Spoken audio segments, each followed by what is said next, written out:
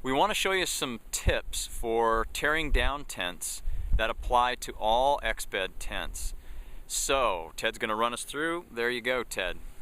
So he is going to, we've taken the liberty of pulling all the other poles out, but Ted is doing the last pole here. And he is pushing the pole from the far end, and he is not pulling. As we've said several times before in other videos, you do not want to pull because they'll come apart in midstream.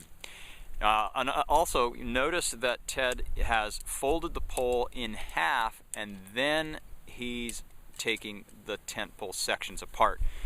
There's several advantages to that.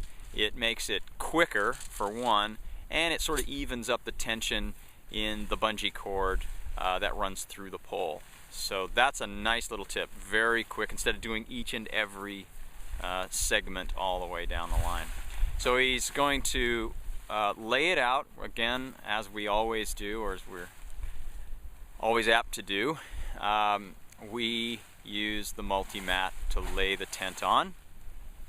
So he's going to, he's laid the tent down on its floor, fly up, and he's going to fold the tent into 3 sections. So fold it into thirds. Once he folds it into thirds, and I'll say again, as we do in many of the videos that we do on tents, that this is a 3-person tent, and as a practiced dad, Ted is pretty good at taking the tent down by himself. So he's folded it in thirds, and then he's folded it in half. And he is now going to take the tent and stake bag, tent, stake, and accessory bag, and use that as a rolling pin, and he is rolling the tent and getting all the air out. There he goes. Nice tight roll.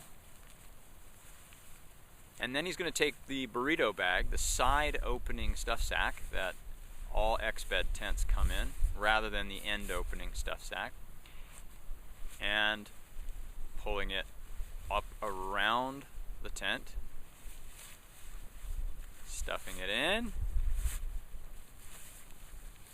putting the top across, tucking it in.